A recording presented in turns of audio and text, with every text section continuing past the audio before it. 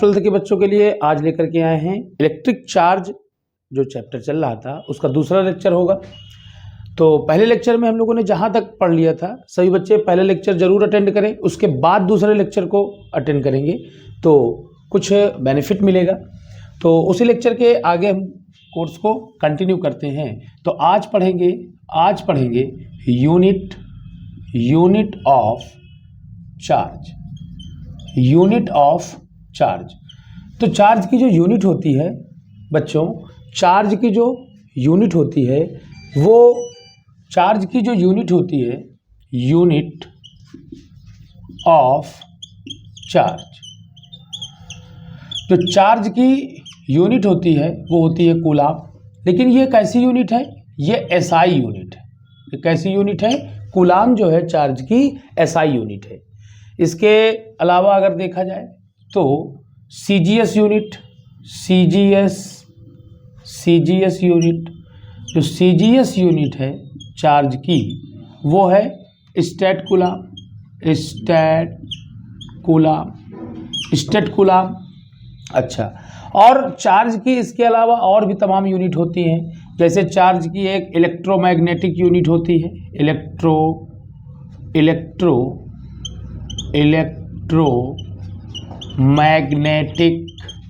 Magnetic unit, जिसको हम EMU भी शॉर्टकट में कहते हैं। ठीक, अब शॉर्ट में हम लोग क्या करेंगे, इनकी कुछ वैल्यूज भी समझेंगे। जैसे जो हमारा स्टेट कूलाम होता है तो हम कह देंगे कि 1 कूलाम बराबर 3 × 10⁻⁹ स्टेट कूलाम। और वहीं पर अगर बात करेंगे कि 1 coulomb = 1/10 EMU, electromagnetic unit. Basically charge की जो यूनिट होती है वो एसआई यूनिट कूलाम है। एसआई यूनिट क्या है बच्चों? कूलाम। अब यही सीजीएस में मैंने बताया कि क्या है, स्टेट कूलाम। इलेक्ट्रोमैग्नेटिक यूनिट क्या है? ईएमयू। एक कूलाम की क्वांटिटी कितनी बताई गई है? एक कूलाम की क्वांटिटी बताई गई है 3 × 10⁻⁹ स्टेट कूलाम। और एक कूलाम की इलेक्ट्रोमैग्नेटिक यूनिट में क्या वैल्यू होती है? तो 1/10 EMU इलेक्ट्रोमैग्नेटिक यूनिट होती है ये। अच्छा, इसी में अगर हम और आगे बढ़ें तो कुछ अदर यूनिट्स भी होती हैं। चार्ज की कुछ अदर यूनिट्स भी होती हैं। चार्ज की कुछ अदर यूनिट जैसे माइक्रो कूलाम। तो 1 micro coulomb = 10⁻⁻6 coulomb. 1 nano coulomb = 10⁻⁹ coulomb. 1 pico coulomb 10⁻12 coulomb. एक और देखिए रह गया 1 मिली कूलाम, ये होगा आपका 10⁻³ कूलाम। तो ये रहा जो बेसिक डिस्क्रिप्शन है यूनिट ऑफ चार्ज का। मैंने बताया कि बेसिक जो आपका चार्ज की यूनिट है, जो एसआई यूनिट है वो कूलाम है। चार्ज की बेसिक एसआई यूनिट क्या है बच्चों? वो कूलाम है। सीजीएस यूनिट स्टेट कूलाम, एक इलेक्ट्रोमैग्नेटिक यूनिट ईएमयू कहते हैं। अब इनकी वैल्यू देख लिया कि 1 कूलाम की वैल्यू कितनी बताई गई है? 3 × 10⁻⁹ स्टेट कूलाम।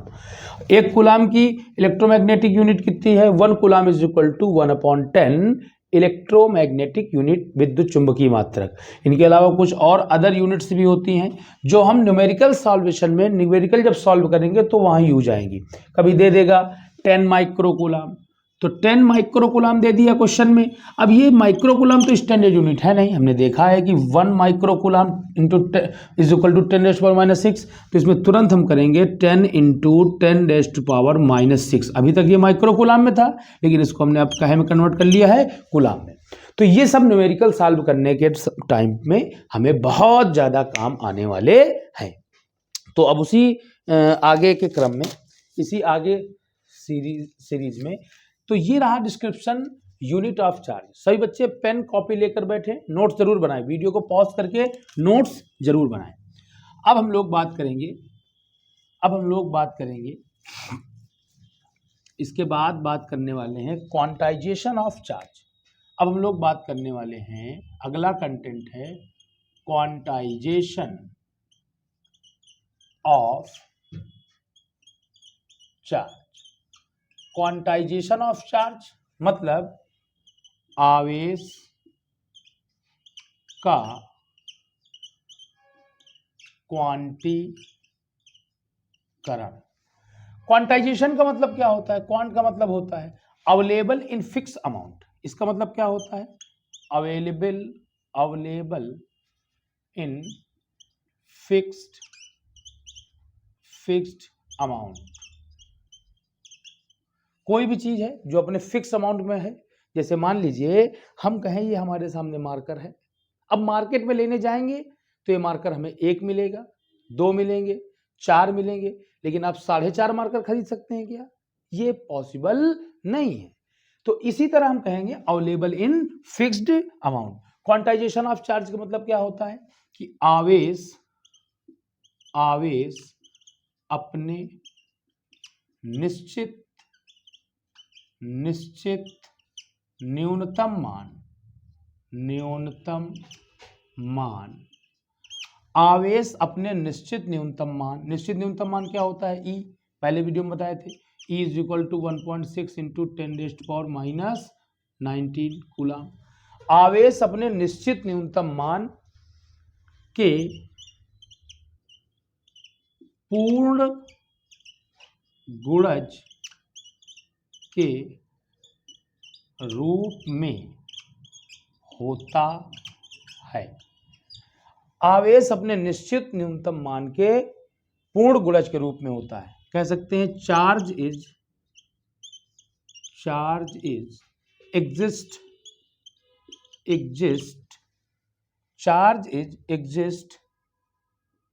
इंटीग्रल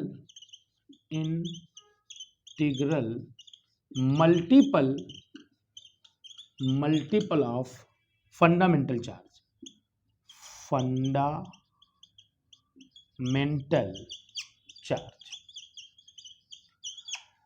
आवेश अपने निश्चित न्यूनतम मान के पूर्ण गुणज के रूप में ही होता है या पूर्ण गुणज के रूप में ही स्थानांतरित होता है। मैंने बताया कि charge is exist integral multiple of fundamental charge. Fundamental charge मतलब क्या होता है? ई।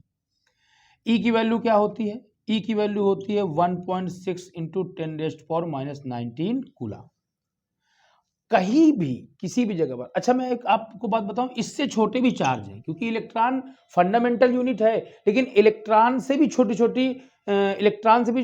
छोटी फंडामेंटल पार्टिकल्स हैं, क्वार्क्स, एंटी क्वार्क्स, है ना, उनका चार्ज जैसे होता है कि इतने बाई 3, इससे भी छोटा। लेकिन सबसे पॉसिबल अभी तक जो पॉसिबल है वो केवल fundamental charge is equal to 1.6 into 10⁻⁻19 coulomb. अब कोई भी चार्ज होगा तो वो या तो होगा 2e, 3e, 5e, 6e। मतलब कभी भी चार्ज ऐसा नहीं हो सकता कि 5/2e। उसमें लिखा है इंटीग्रल मल्टीपल। इंटीग्रल मतलब आपको इंटीजर चाहिए। e के मल्टीप्लाई में क्या चाहिए? इंटीजर। मतलब 1.6 इंटू 10⁻⁻19 कूलम इसके फॉर्म में होगा, लेकिन इसके मल्टीप्लाई में है तो 2 होगा, 3 होगा, इंटीजर होगा। कोई क्या होगा? इंटीजर होगा। 1 होगा, 2, 3, 4, 5, मतलब 5/2 मतलब 5/2 मतलब क्या? 2.5। ये पॉसिबल नहीं है, ये पॉसिबल नहीं है। मैंने कहा कि क्वांटाइजेशन ऑफ चार्ज, क्वांटाइज का मतलब क्या बताया? Available in fix amount. आवेश का क्वांटीकरण क्या होता है? आवेश अपने निश्चित न्यूनतम मान के पूर्ण गुणज के रूप में होता है। इंग्लिश में क्या बताया कि charge is exist integral, charge is always exist integral multiple of fundamental charge. इस रूप में होगा। कभी भी इस तरह नहीं चार्ज हो सकता कि 7/2e, ये पॉसिबल नहीं है। कभी भी इस तरह नहीं हो सकता कि 9/5e। मतलब ई का मतलब क्या है बच्चों? ई का मतलब है 1.6 इंटू 10⁻⁻19 कूलम।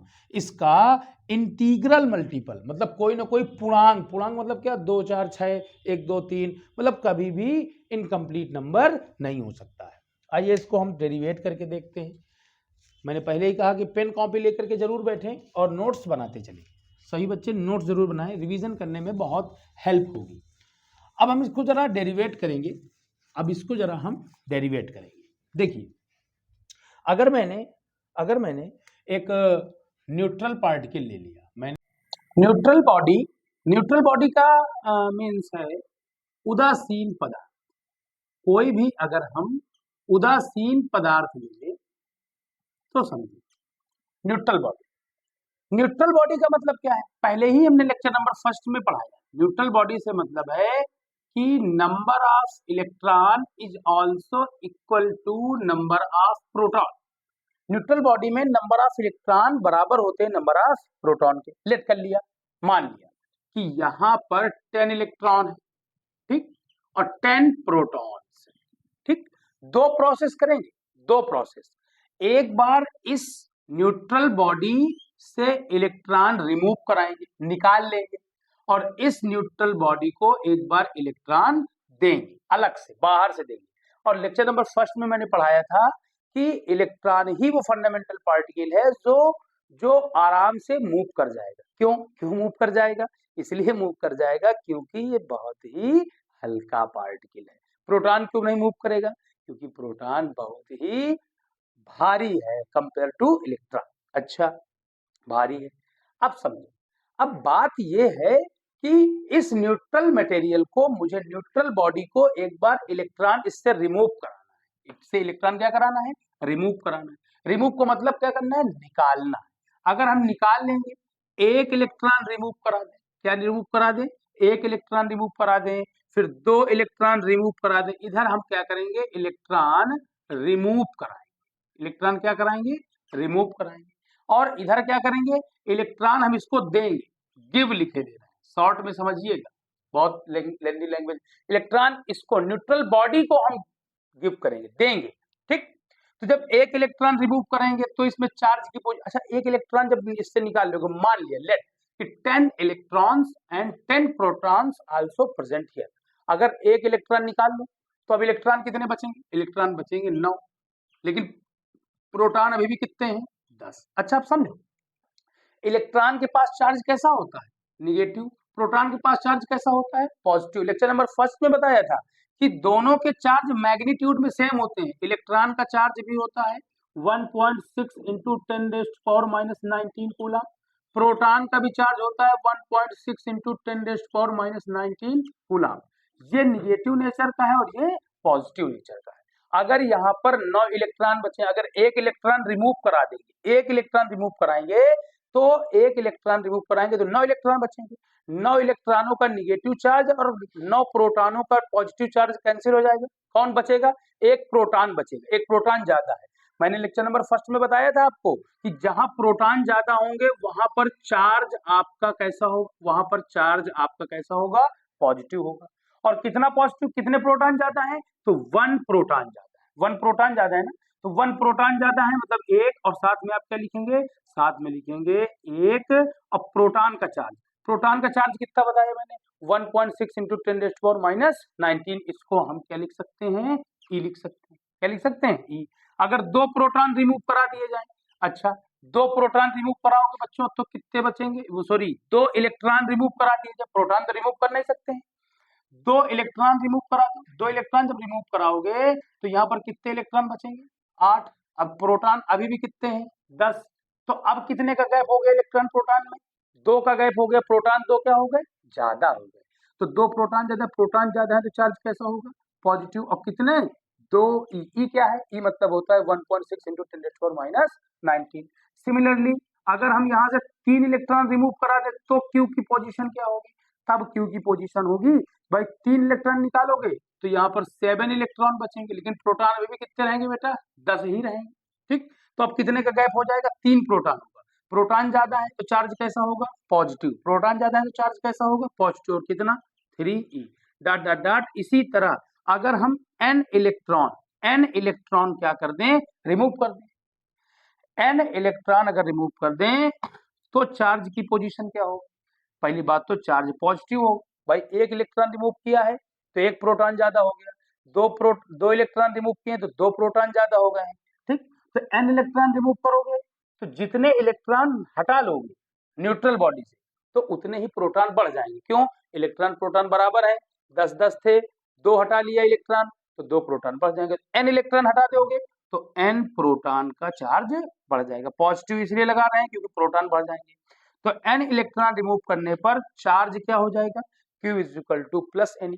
अच्छा, अगर हम इसको इलेक्ट्रॉन डोनेट करना शुरू कर दें, इसको न्यूट्रल मटेरियल को, तो अगर एक इलेक्ट्रॉन डोनेट करें, एक इलेक्ट्रॉन दें, ठीक, तो अब हम इसको मिटा करके न्यू कंडीशन बता रहे हैं। अगर हम एक इलेक्ट्रॉन देना शुरू करें, इसको एक इलेक्ट्रॉन देंगे तो अब इलेक्ट्रॉन कितने हो जाएंगे, 11। प्रोटॉन अभी भी कितने हैं, 10। कौन ज्यादा हो गया, इलेक्ट्रॉन ज्यादा हो गया। लेक्चर नंबर फर्स्ट में बताया है कि अगर इलेक्ट्रॉन ज्यादा है तो कैसा चार्ज होगा, निगेटिव। कितने इलेक्ट्रॉन ज्यादा है, एक इलेक्ट्रॉन ज्यादा है। एक इलेक्ट्रॉन का चार्ज कितना होता है, ई के बराबर होता है। अगर मैं 2 इलेक्ट्रॉन इसको डोनेट करूं तो चार्ज की पोजीशन क्या होगी, 2 दे देंगे तो इलेक्ट्रॉन कितने हो जाएंगे, 12 हो जाएंगे। प्रोटॉन अभी भी कितने बचेंगे, 10। तो यहाँ पर क्या कंडीशन बनेगी, यहाँ पर कंडीशन बनेगी कि 2 इलेक्ट्रॉन क्या हो गए ज्यादा, तो निगेटिव, और साथ में क्या, 2 इलेक्ट्रॉन। ठीक, 3 अगर हमने इसको डोनेट कर दिया इलेक्ट्रॉन, 3 इलेक्ट्रॉन इसको दे दिया तो यहाँ पर इलेक्ट्रॉन कितने हो जाएंगे, 13। प्रोटॉन अभी भी कितने हैं, 10। कितने इलेक्ट्रॉन ज्यादा हो गए, 3 इलेक्ट्रॉन ज्यादा है तो साइन कैसा रहेगा, निगेटिव, और साथ में 3, और कितना एक इलेक्ट्रॉन का चार्ज होता है। इसी तरह से अगर हम इसको n इलेक्ट्रॉन डोनेट कर दें, n इलेक्ट्रॉन इसको दे दें, तो n इलेक्ट्रॉन देने पर क्या होगा, n इलेक्ट्रॉन देने पर चार्ज की पोजीशन होगी, क्यों, इलेक्ट्रॉन दे रहे हैं ना, ज्यादा हो जाएंगे तो चार्ज कैसा होगा, निगेटिव, और n e दोनों को ज्वाइन कर दीजिए, q is equal to plus n e, q is equal to minus n e, दोनों को कंबाइन कर दीजिए तो आ जाएगा q is equal to plus minus n e. आप समझ जाओ कि अगर किसी भी मटेरियल पर चार्ज पॉजिटिव है मींस उसमें इलेक्ट्रॉन कम है, प्रोटॉन ज्यादा है।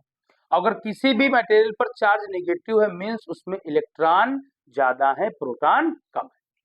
अच्छा, तो q is equal to plus minus क्या आ गया, एन ई। क्यू क्या है, क्यू है charge of body, charge of body. N क्या है, एन है नंबर ऑफ इलेक्ट्रॉन, और ये जो नंबर ऑफ इलेक्ट्रॉन है ये केवल इंटीजर पॉसिबल है, इंटीजर 1 2 3 4, एन की वैल्यू केवल यही पॉसिबल है, इसके अलावा आप नहीं समझ सकते कि 1.2 3.2 बार बार बता रहे हैं। और ई क्या है, ई का मतलब होता है fundamental charge, fundamental charge means 1.6 into 10⁻⁻19 coulomb इसकी ई की वैल्यू है। तो ये रहा आपके सामने quantization of charge. Quantization of charge को मैंने आपको बताया था कि available in fix amount, available in fix amount lecture number first में पूरा कवर किया था। तो Q is equal to plus n e, आपके सामने Q is equal to minus n e, totally क्या कंबाइन होकर बना, Q is equal to plus minus n e. तो कॉपी पेन लेकर के बैठे, नोट्स जरूर बनाते रहें ताकि आपको रिवीजन करने में बहुत आसानी रहे। ठीक, अगला कंसेप्ट बात करते हैं। वीडियो को पॉज करके नोट्स जरूर बनाएं ताकि वीडियो हमारा छोटा रहे, नहीं तो अगर नोट करने के लिए टाइम देंगे तो वीडियो बड़ा हो जाएगा। बात करेंगे अब अगला जो कॉन्सेप्ट है, अगला कॉन्सेप्ट है चार्जिंग। अगला कॉन्सेप्ट है चार्जिंग। चार्जिंग का हिंदी में क्या कहते हैं, चार्जिंग को आवेशन। इसका मतलब क्या है, टू गिविंग द चार्ज या process of giving the charge, process of giving the charge in any matter,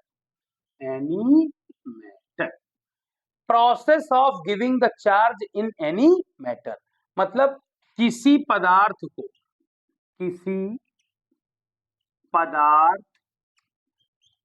को आवेश, किसी पदार्थ को क्या बेटा, आवेश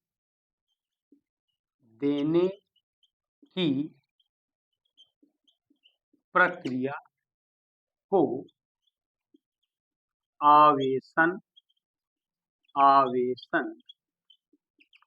कहते हैं। Process of giving the charge in any matter is called charging. किसी पदार्थ को आवेश देने की, अच्छा आवेश देने की प्रक्रिया का मतलब क्या है? किसी भी मैटर,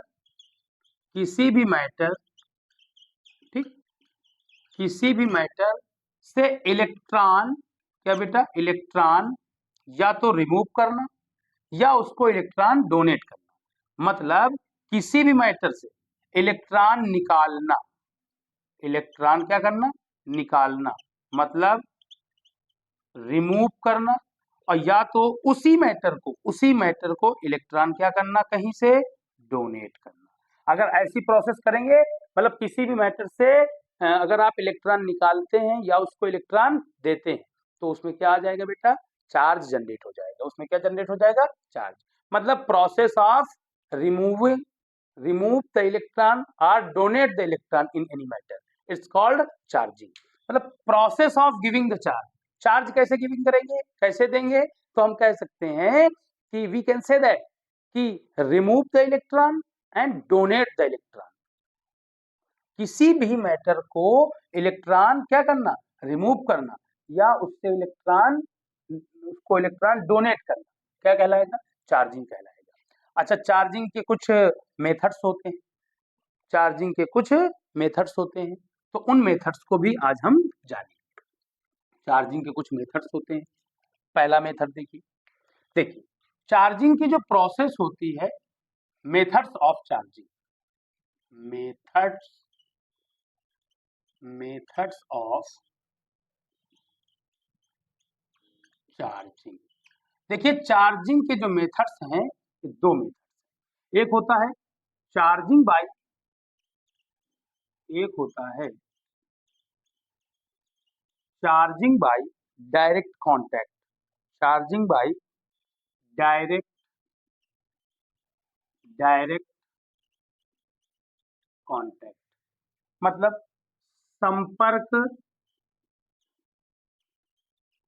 संपर्क द्वारा आवेशन, ठीक। और एक होता है चार्जिंग बाय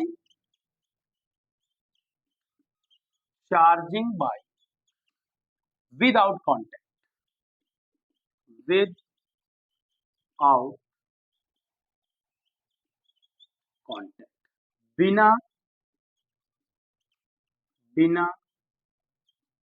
संपर्क द्वारा आवेशन। इसका एक नाम और भी, charging by induction, charging by induction, charging by induction, प्रेरण द्वारा आवेशन। अच्छा, वहीं पर जो डायरेक्ट कांटेक्ट का मेथड है चार्जिंग का, इसको फिर से दो पार्ट्स में डिवाइड किया गया है। Number 1 charging by friction, charging by friction, मतलब घर्षण द्वारा